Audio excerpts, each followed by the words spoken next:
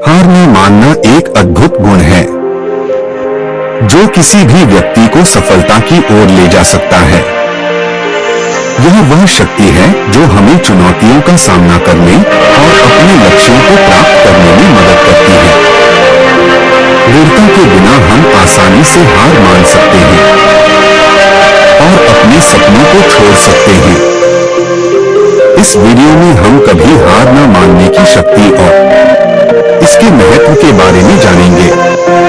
हम इस गुण के कुछ प्रसिद्ध उदाहरण को भी देखेंगे और सीखेंगे कि हम इसे अपने जीवन में कैसे विकसित कर सकते हैं। चाहे आप अपने करियर, अपने रिश्तों या अपने व्यक्तिगत विकास में सफल होना चाहते हैं, दृढ़ता आपके पास सबसे महत्वपूर्ण उपकरणों में से एक है। यह वीडियो आपको वह प्रेरणा देगा जो आपको आगे बढ़ने और अपने लक्ष्यों को प्राप्त करने के लिए आवश्यक है। तो आइए इसे आज की बौद्ध कहानी के माध्यम से समझते हैं कि दृढ़ता क्या है और यह हमारे जीवन में कैसे परिवर्तन ला सकती है। एक बार एक बहुत ही दुखी व्यक्ति एक महात्मा के पास आकर कहता है, मैं अपने जीवन से बहुत दुखी हूँ। मैं अपने बीवी बच्चों और अपने परिवार को भी खुश नहीं रख सकता। मैं अपने लिए भी कुछ नहीं कर पा रहा। कभी कभी तो मुझे अपनी जिंदगी को खत्म कर देने के भी ख्याल आते हैं। आप इतनी साधनाएं करते हैं, इतनी तपस्या करते हैं, क्या आप मुझे कोई ऐसा मार्ग बता सकते हैं जिससे मैं अपने बुरे वक्त से बाहर आ सकूं? मेरा बहुत बुरा समय चल रहा है। 2 वक्त की रोटी का इंतजाम करना भी मेरे लिए बहुत मुश्किल हो गया है। अब आप ही बताइए कि ऐसे वक्त में मैं जिंदा रहूं तो कैसे? मैं कैसे अपने परिवार को खुश रखूं? कृपया करके कोई साधारण सा तरीका बताने की अनुकंपा करें ताकि मैं आसानी से समझ सकूं, क्योंकि मैं बहुत पढ़ा लिखा नहीं हूं। अगर आप बड़ी बड़ी ज्ञान की बातें करेंगे तो शायद मैं कभी समझ भी नहीं पाऊंगा। यह सुनकर महात्मा ने मुस्कुराते हुए कहा कि तुम एक काम कर सकते हो मेरा। उसने सामने की तरफ इशारा करते हुए कहा कि उस ऊंची पहाड़ी पर एक मंदिर है और उस मंदिर के पास चींटियों का एक घर है जहां पर हजारों चींटियां रहती हैं। तुम्हें सुनने में बड़ा अजीब लगेगा, लेकिन वह चींटियां उस मंदिर की जमीन को खराब कर देती हैं। उस मिट्टी की उपजाऊ शक्ति वह खत्म कर देती है, जिसके कारण वहां पर कोई भी पेड़ या कोई भी घास पनप नहीं पाता है। तुम मेरा एक काम करो, इसके बाद मैं तुम्हें तुम्हारे सवालों के जवाब दूंगा। तुम 7 दिन तक रोज उस पहाड़ी पर जाओ और उस चींटियों के घर को तहस नहस कर दो। उसको तोड़ दो। जब भी तुम्हें कोई चींटियों का घर दिखे मंदिर के आसपास तो उसे वहीं पर तहस नहस कर देना। लेकिन याद रहे, घर को तोड़ने में कोई भी चींटी मरनी नहीं चाहिए। इस बात को समझने का प्रयास करते हुए वह युवक वहां से चला गया। शायद उसको कुछ समझ में नहीं आया था कि महात्मा जी ऐसा क्यों करवा रहे हैं। वह तो उन चींटियों पर अन्याय कर रहे हैं, उनका घर उड़वा रहे हैं, उन्हें नुकसान पहुंचा रहे हैं। आखिर कौन महात्मा ऐसा करेगा? लेकिन फिर भी उस महात्मा की बात मानते हुए वह अगले दिन से ही पहाड़ी पर जाना शुरू कर देता है। जब वह पहले दिन पहाड़ी पर पहुंचता है तो देखता है कि बहुत सारी चींटियां अपना खाना जुटाने में लगी हुई हैं। सारी चींटियां कतार से चल रही थी और अनाज के छोटे छोटे कण उठाकर अपने घर में जमा करती जा रही थी। यह देखकर पहले तो उस युवक का मन कमजोर पड़ गया। उसने सोचा कि यह इतनी मेहनत करके अपना घर भर रही है और मैं इनके घर को तबाह कर दूंगा तो इनको कितना बुरा लगेगा। लेकिन फिर उसने उस महात्मा की बात याद करते हुए उस घर को तोड़ना शुरू कर दिया। यह सुनकर महात्मा ने मुस्कुराते हुए कहा कि तुम एक काम कर सकते हो मेरा। उसने सामने की तरफ इशारा करते हुए कहा कि उस ऊंची पहाड़ी पर एक मंदिर है और उस मंदिर के पास पर हजारों चींटियां रहती हैं। तुम्हें सुनने में बड़ा अजीब लगेगा, लेकिन वह चींटियां उस मंदिर की जमीन को खराब कर देती हैं। उस मिट्टी की उपजाऊ शक्ति वह खत्म कर देती है, जिसके कारण वहां पर कोई भी पेड़ या कोई भी घास पनप नहीं पाता है। तुम मेरा एक काम करो, उसके बाद मैं तुम्हें तुम्हारे सवालों के जवाब दूंगा। तुम 7 दिन तक रोज उस पहाड़ी पर जाओ और उस चींटियों के घर को तहस नहस कर दो, उसको तोड़ दो। जब भी तुम्हें कोई चींटियों का घर दिखे मंदिर के आसपास, तो उसे वहीं पर तहस नहस कर देना। लेकिन याद रहे, घर को तोड़ने में कोई भी चींटी मरनी नहीं चाहिए। इस बात को समझने का प्रयास करते हुए वह युवक वहां से चला गया। शायद उसको कुछ समझ में नहीं आया था कि महात्मा जी ऐसा क्यों करवा रहे हैं। वह तो उन चींटियों पर अन्याय कर रहे हैं, उनका घर तोड़वा रहे हैं, उन्हें नुकसान पहुंचा रहे हैं। आखिर कौन महात्मा ऐसा करेगा? लेकिन फिर भी उस महात्मा की बात मानते हुए वह अगले दिन से ही पहाड़ी पर जाना शुरू कर देता है। जब वह पहले दिन पहाड़ी पर पहुंचता है तो देखता है कि बहुत सारी चींटियां अपना खाना जुटाने में लगी हुई हैं। सारी चींटियां कतार से चल रही थी और अनाज के छोटे छोटे कण उठाकर अपने घर में जमा करती जा रही थी। यह देखकर पहले तो उस युवक का मन कमजोर पड़ गया। उसने सोचा कि यह इतनी मेहनत करके अपना घर भर रही हैं और मैं इनके घर को तबाह कर दूंगा तो इनको कितना बुरा लगेगा। लेकिन फिर उसने उस महात्मा की बात याद करते हुए उस घर को तोड़ना शुरू कर दिया। कुछ ही देर में उनका घर फिर से नष्ट हो गया और वह युवक थोड़ा संतोष के भाव से कि इस बार तो मैंने अच्छी तरह से उस घर को तबाह कर दिया है। अब तो वह चींटियां यहाँ पर अपना घर बना ही नहीं पाएंगी। इसीलिए जाने से पहले उसने उस घर पर ठंडा पानी भी डाल दिया ताकि चींटियां वहां पर अपना घर न बना सके। और इस तरह अपना कर्म पूरा करके वह युवक फिर से अपने घर लौट आया। आज रात में सोते वक्त फिर से वह इंसान यही सोच रहा था कि क्या महात्मा यह सही काम करवा रहे हैं? क्या किसी का घर तबाह करना किसी सिद्ध पुरुष को शोभा देता है? क्या हो अगर वह महात्मा सिद्ध पुरुष हो ही ना, क्या होगा अगर वह मुझे बेवकूफ बना रहे हो? लेकिन फिर उसने निश्चय किया कि मैं अपने काम को पहले पूरा कर लेता हूँ, उसके बाद ही पता चलेगा कि महात्मा मुझसे ऐसा क्यों करवा रहे थे। और यही सोचकर वह रात में सो जाता है। अगले दिन सुबह उठकर वह फिर से उसी पहाड़ी की ओर निकल जाता है। पहाड़ी पर पहुंचकर वह उसी जगह पर पहुंचता है जहां पर उसने उनके घर को तबाह कर दिया था और वह यह देखकर खुश हो जाता है कि वहां पर कोई भी घर नहीं था। सारी चींटियां वहां से भाग चुकी थी। अब उसने सोचा कि अब मेरा रोज रोज आने का क्या प्रयोजन, क्योंकि चींटियां तो अपना घर बदल चुकी हैं और महात्मा जी ने मुझे 7 दिन आने के लिए कहा था, लेकिन आज तो तीसरा ही दिन है। अब बाकी 4 दिन वापस आने का क्या प्रयोजन? और यही सोचकर उसने निश्चय किया कि यहाँ से वह सीधा उसी महात्मा के पास जाएगा और उनको यह सारी खबर बता देगा। जब वह वापस मुड़कर उस पहाड़ी से उस महात्मा की कुटिया की तरफ जाने लगा तो उसने देखा तो अचानक उसकी नजर एक और घर पर पड़ी जो कि चींटियों का ही बनाया हुआ था। मतलब कि वह घरौंदा चींटियों ने ही बनाया था और अब वह चींटियां नए घर में वास कर चुकी थी। यह नया घर उनके पुराने घर से थोड़ी ही दूरी पर था और जब उस युवक की नजर उस घर पर पड़ी तो उसने सोचा कि शायद महात्मा को पता था कि यह चींटियां अपना घर यहाँ से बदलकर किसी दूसरी जगह पर बना लेगी, इसीलिए उन्होंने मुझे 7 दिन आने के लिए कहा था। और यह विचार करके वह उसका नया घर भी तोड़ने के लिए पहुंच जाता है। जब वह वहां पहुंचा तो चींटियां उसी तरह अपने कार्य में लगी हुई थी।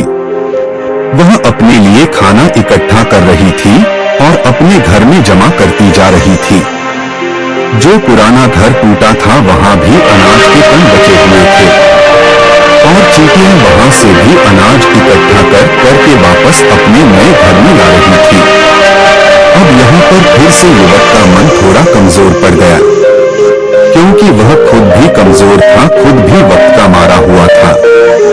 इसीलिए उसके मन में उन चींटियों के प्रति दया का भाव उमड़ रहा था। उनके ऊपर उसे दया आ रही थी। वह चाहता था कि उनकी मदद करें, लेकिन वह उल्टा उनको नुकसान पहुंचा रहा था। लेकिन उस महात्मा की बात को याद करते हुए उसने फिर से उस घर को तोड़ने का निश्चय किया और उसने इस बार बड़ी ही सावधानी के साथ बिना किसी चींटी को कोई नुकसान पहुंचाए वह घर तबाह करना शुरू कर दिया। वक्त थोड़ा ज्यादा लगा, क्योंकि किसी भी चींटी को नुकसान न पहुंचाने की शर्त महात्मा ने पहले ही रखी थी। इसीलिए उसको बड़ी सावधानी के साथ उन घरों को तबाह करना था। लेकिन आखिरकार उसने उस घर को भी तबाह कर दिया और उस घर को तबाह करने के बाद वह बड़े ही दुखी मन से, इस बार वह पहले से भी ज्यादा दुखी था, क्योंकि उसने उनका नया घर भी तोड़ दिया था। वह उन चींटियों को बसने ही नहीं दे रहा था और वह अब अपने आप को शैतान या दानव समझने लगा था। लेकिन फिर भी उस महात्मा की बात को मानते हुए वह अपने घर पर दुखी मन से वापस आ गया। मैं सोने से पहले एक बार उसने फिर से सोचा कि मैं कितना बड़ा शैतान हूँ, कितना बड़ा दानव हूँ। पुराना घर तो छोड़ो, मैं उन चींटियों को कहीं भी बसने के लिए कोई जगह भी नहीं दे रहा हूँ। वह चींटियां मेरे बारे में क्या सोचती होंगी, वह कितना दुख गाते होंगे। उस परमात्मा को जो मेरे द्वारा यह काम करवा रहा है। लेकिन फिर भी उसने अगले दिन जाने का निश्चय किया और अगले दिन सुबह सुबह वह फिर से वहां पर पहुंच गया। वह यह देखकर फिर से आश्चर्यचकित रह जाता है कि इस बार चींटियों ने एक और नई जगह पर अपना ना घर बना लिया था। वह पहले से भी ज्यादा ऊर्जा के साथ काम कर रही थी और उन्होंने एक रात में पहले से भी बड़ा घर बना लिया था और अब वह फिर से अपना अनाज और खाना इकट्ठा करने में जुटी हुई थी। यह देखकर उस आदमी को लगा कि यह चींटियां किस मिट्टी की बनी हुई हैं।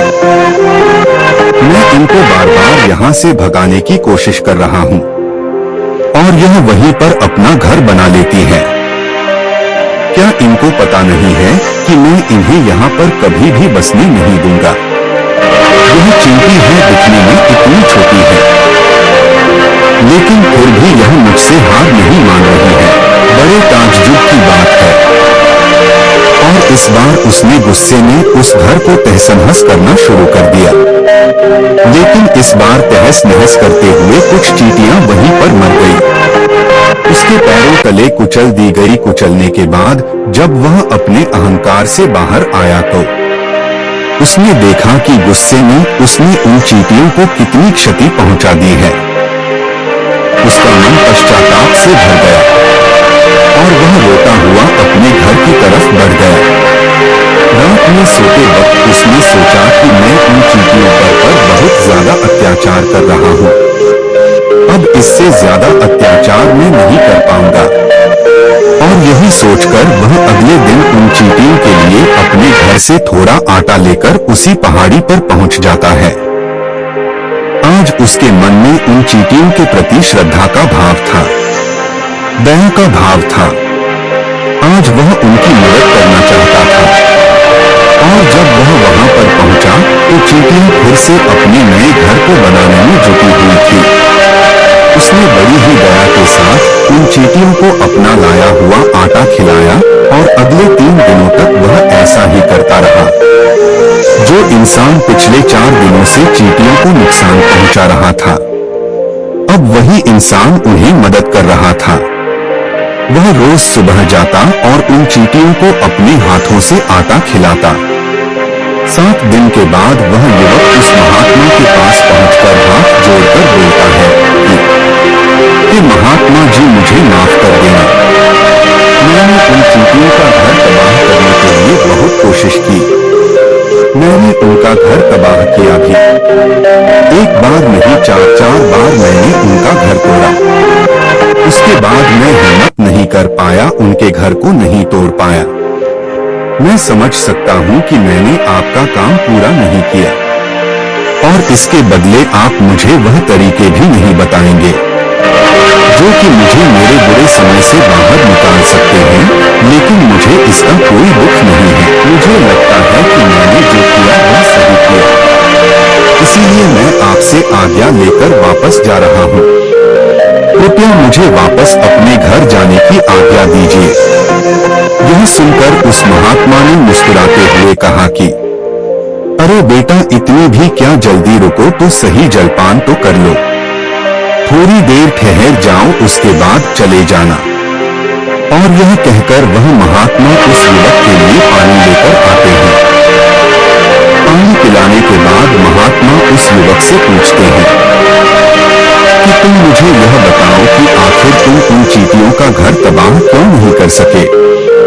वह चींटियां तो छोटी छोटी हैं और तुम इतनी विशाल हो, फिर भी तुम उन छोटी छोटी चींटियों का घर तबाह नहीं कर पाए। कहाँ है तुम्हारी शक्ति, तुम्हारा बाहुबल? इसका जवाब देते हुए उस युवक ने कहा कि हे गुरुवर, मैंने उन चींटियों का घर तबाह कर दिया था, बार बार किया था। एक बार तो अपने गुस्से में उन चींटियों को भी मैंने हानि पहुंचा दी थी, लेकिन जिस दिन मैंने उनको हानि पहुंचाई उसी दिन मेरे को लगा कि मैं उनको क्यों हानि पहुंचा रहा हूं, क्यों इनको इतनी तकलीफ दे रहा हूं, और उसी दिन से मैंने उनको नुकसान पहुंचाने की बजाय उनकी सहायता करनी शुरू कर दी। यह सुनकर उस महात्मा ने कहा कि यही तो सीखने की बात है। एक छोटी सी चींटी हमें जीवन का संदेश दे जाती है। मैंने तुम्हें उन चींटियों का घर तबाह करने के लिए नहीं भेजा था, मैंने तुम्हें भेजा था ताकि तुम उन चींटियों से कुछ सीख ले सको। तुम्हें क्या सीख मिली उन चींटियों से, क्या मुझे बता सकते हो? यह सुनकर उस युवक ने पूरी कहानी बयां कर दी। पूरी कहानी सुनने के बाद महात्मा ने मुस्कुराते हुए कहा कि बेटा, तुमने जो महसूस किया मैं वही तुम्हें दिखाना चाहता था। वह यह थी कि तुमने कितनी ही बार उनके घर को तोड़ने की कोशिश की, कितनी ही बार प्रयास किया कि उनका घर तबाह हो जाए, लेकिन वह हर बार अपना नया घर बना लेती थी। उन्होंने कभी भी हार नहीं मानी। अगर वह हार न मान लेती तो चींटियां तुम्हें वहां पर नहीं मिलती। जब एक छोटी सी चींटी अपने विश्वास और मेहनत से इतने बड़े आदमी का दिल बदल सकती है, तो तुम तो इंसानों का मन बदल ही सकते हो। अपने जीवन में अपनी किस्मत न बदलने का कोई कारण तुम्हारे पास नहीं बचता। जीवन कार्यशीलता का नाम है, कर्मशील का नाम है, लेकिन हम मनुष्य एक दो बार हार मिलने पर ही टूट जाते हैं, हताश हो जाते हैं और फिर जीवन में प्रयास ही नहीं करते। और कुछ लोग वो अपनी जिंदगी को खत्म करने पर उतारू हो जाते हैं। लेकिन जानवरों में तुमने एक बात देखी होगी कि वह अपना जीवन खुद से कभी खत्म कर ही नहीं सकते हैं। तुमने कभी नहीं सुना होगा कि किसी जानवर ने आत्महत्या कर ली, चाहे वह जानवर कितना ही भूखा क्यों ना हो, कितना ही दुखी क्यों ना हो, लेकिन वह अपने जीवन के लिए हमेशा संघर्ष करता रहता है। लेकिन वहीं पर दूसरी तरफ हम मनुष्य एक दो बार हताश होने पर ही अपना जीवन खत्म कर लेते हैं। जीवन तो कर्म करने का नाम है, इसीलिए मृत्यु से पहले कर्म करना कभी मत छोड़ना, क्योंकि मृत्यु के बाद तो तुम परम विश्राम में चले ही जाओगे। तो उससे पहले कर्म करना क्यों छोड़ रहे हो, क्यों हताश हो रहे हो? अगर तुम्हारा एक घर टूट गया है तो दूसरा घर बनाने का प्रयास करो, कोशिश करो, और कोशिश करने वालों की कभी हार नहीं होती। यह तुम उन चींटियों से देख चुके हो, देखने में तुमसे कितनी छोटी है वह चींटियां और तुम इतने बड़े हो, लेकिन उनका मन तुम्हारे मन से इतना बड़ा है, इतना विशाल है, इतना दृढ़ संकल्प है कि इतनी बार घर टूटने पर भी उन चींटियों ने कभी हार नहीं मानी। दूसरी सीख यहाँ से लेने की थी, वह यह थी कि जब भी हमारे ऊपर बुरा समय आता है, हमें लगता है कि यह समय कभी नहीं जाएगा, यह समय मेरे जीवन को बर्बाद कर देगा, मुझे कभी नहीं जीने देगा, और अपने इन्हीं ख्यालों से जिनका असलियत में कोई भी अस्तित्व नहीं है, वह सिर्फ विचार हैं, और वही विचार हमारे मन को दुखी कर देते हैं, और इसीलिए हम प्रयास करना भी छोड़ देते हैं। लेकिन तुम खुद सोचो कि बार बार प्रकृति हमें दुख पहुंचाएगी, नुकसान पहुंचाएगी, लेकिन कब तक पहुंचाएगी?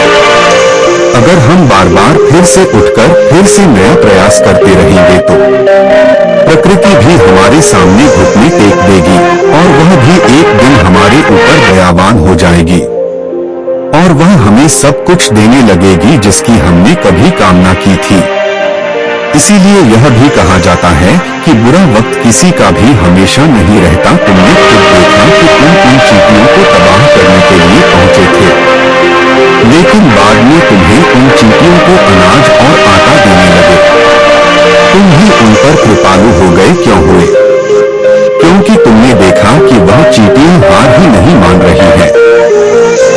इसी तरह अगर तुम भी अपने जीवन में कभी हार नहीं मानोगे तो एक न एक दिन यह प्रकृति तुम्हें वह सब कुछ देगी जो तुम अपने जीवन में पाना चाहते थे। इसीलिए हमेशा याद रखना, हमें बिना रुके, बिना थके और बिना परिणाम की चिंता के बस कार्य करते जाना है। और दूसरा यह कि एक न एक दिन प्रकृति तुम्हारे उस कर्म का परिणाम तुम्हें जरूर देगी।